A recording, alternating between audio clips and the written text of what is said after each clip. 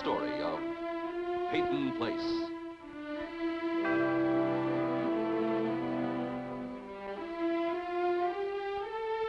Starring Dorothy Malone as Constance Mackenzie, Warner Anderson as Matthew Swain, Ed Nelson as Michael Rossi, Mia Farrow as Allison Mackenzie, Ryan O'Neill as Rodney Harrington, and Barbara Parkins as Betty Anderson.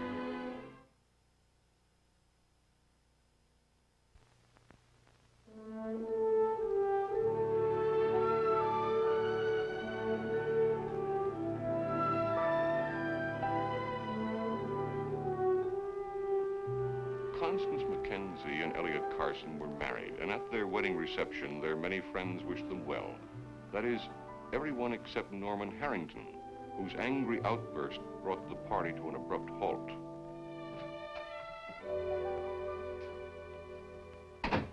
Hi, sport. Well, you seem to be in a good mood. The best. Glad you didn't feel that way at the reception. Yeah, I guess I'm just a moody teenager. There's no excuse for that, Norman. Look, I didn't want to go in the first place. Oh, isn't it just our luck you're cursed with a social conscience? I promise I won't embarrass you anymore. From now on, I'm going to go where I want to and do what I want to. Because, friend, your little brother's got his own set of wheels. Come on.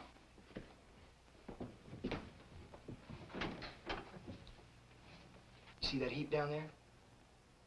Well, it's just a poor thing, but it's mine. A little something I bought this afternoon. Yeah.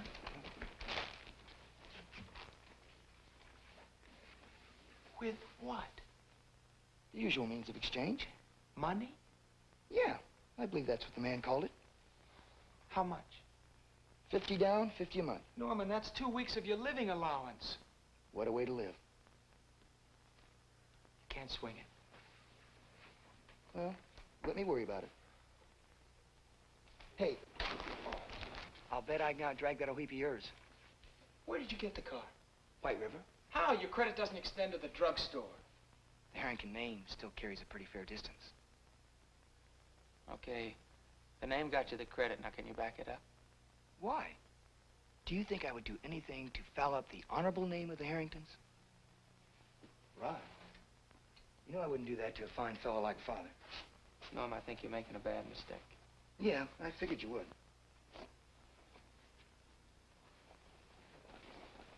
Listen, it's too much of a load right now.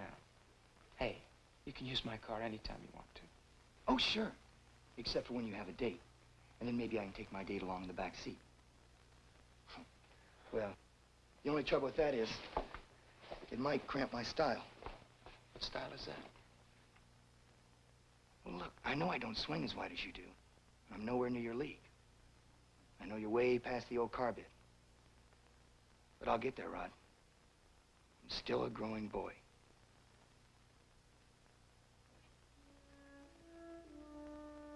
You and Allison have a good time here tonight?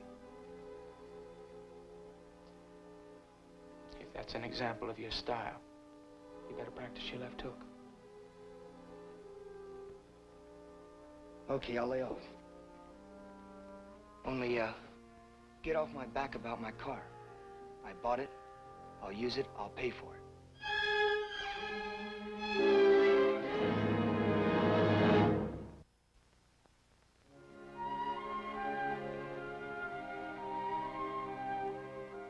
Mom! Hour yell if anyone comes in, will you?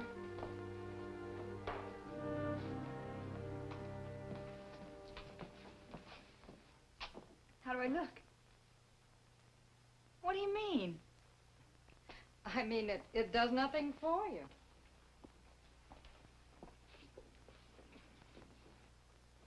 Try opening the collar a little. Honey. Just isn't you. Well, it isn't the old me. I'm trying to dress different. You know, more simple and refined. Kind of thing Allison Mackenzie would wear. Figures. Next thing I know, you'll be asking me to close the tavern and open a lending library. Why should I? After all, there's something so classy about being raised in the back room of a tavern.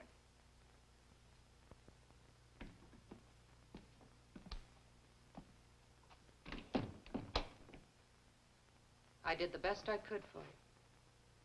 When the customers gave you time. Well, I still got to press out the hem of this dress if I'm going to wear it tonight.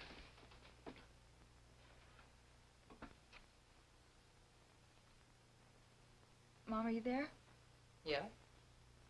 I'm sorry. I didn't mean all that. Sure you did. And there's truth in what you said. I wish I could have given you more time. But I had a living to earn. And a bar don't run itself. Well, it isn't just the time. What then? I wish you'd been stricter with me. You know, boys always seem to respect a girl more when they know she's got a strict mother.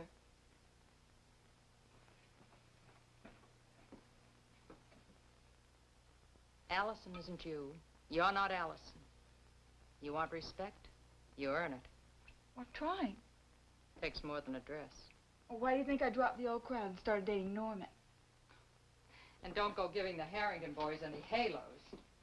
Look, just because a guy knows how to use the right fork doesn't mean he's Sir Galahad. Yeah, but you've got a better chance with a boy who was raised to be a gentleman. A chance to be another Betty Anderson. Norman's different from Rodney. Honey, they're all the same. Oh, you don't know him. Norman isn't like that at all. Suppose I told you to stop seeing him. I'm not going to. So forget it. And you were the one that wanted me to be a strict mother. Well, you're starting a little late. I guess I am. He's a nice boy. First nice one I ever dated. And, Mom, what you don't understand, Norman really likes me.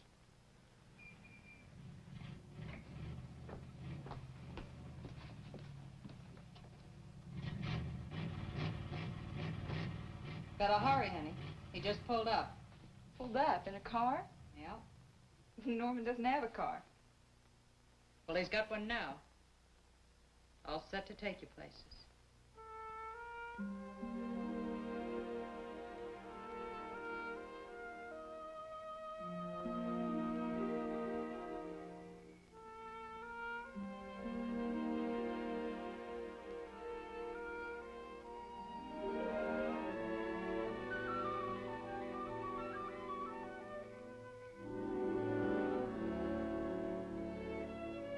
It's nice here. Mm-hmm.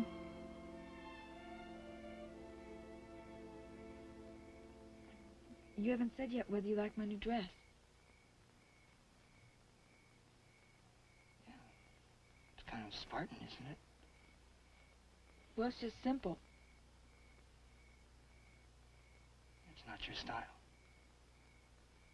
What style is that? Don't be insulted.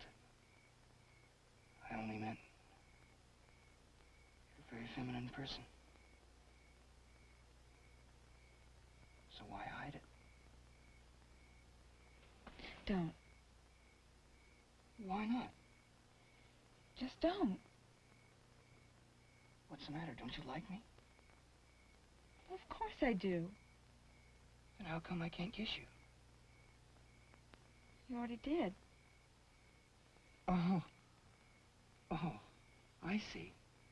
I'm being rash in one kiss an evening, huh? Well, it's not that, Norm.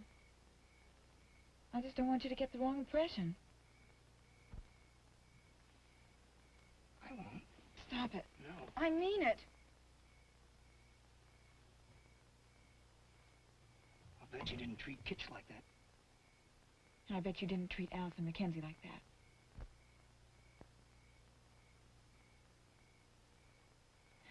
Look, I'm done with Kitch. And anyone like him. I want to go with somebody who takes you nice places with nice people. And when he introduces you to the people there, he says, "This is my girl. I'm proud to have you meet her." Do you know what I'm talking about, Norm? Yeah. Yeah, I know. Don't laugh at me.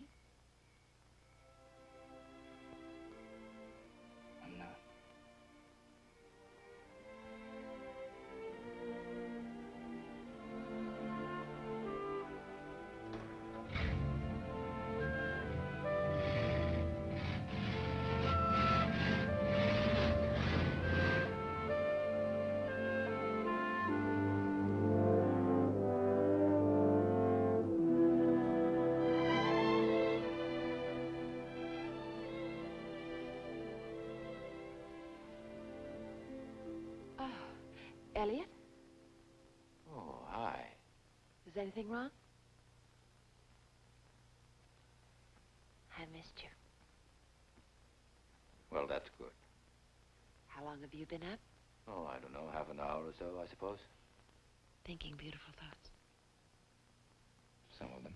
Like what? What's the matter?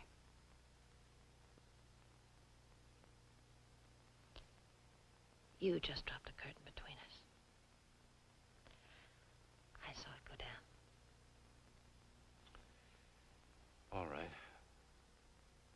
I was wondering about... Oh, never mind. About what? Not what. Who? Don't answer that, Connie. I don't deserve an answer. I think I want one. Well, human nature is really something, isn't it? A man finds real love for the first time in his life, and his next instinct is jealousy.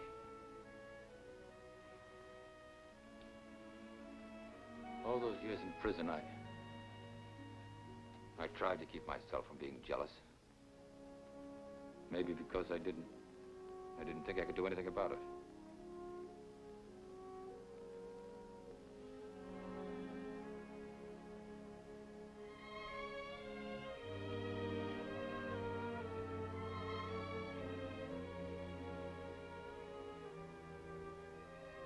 Sometimes it was unbearable. I'd wake up in the middle of the night, staring at those gray walls of my cell, and I'd see you with someone else. My throat would ache, my eyes would burn. And other times, daytimes, I'd find myself hoping you would find someone else, that you wouldn't waste your beauty, that you could be happy with someone else. And then...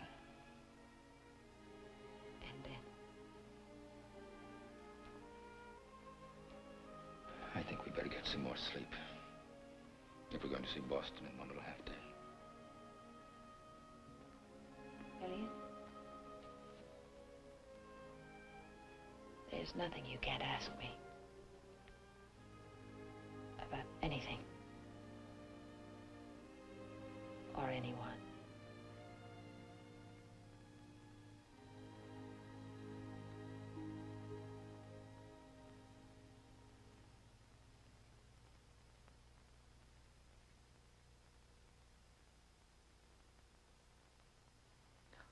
Time's so short. Yes. We could only stay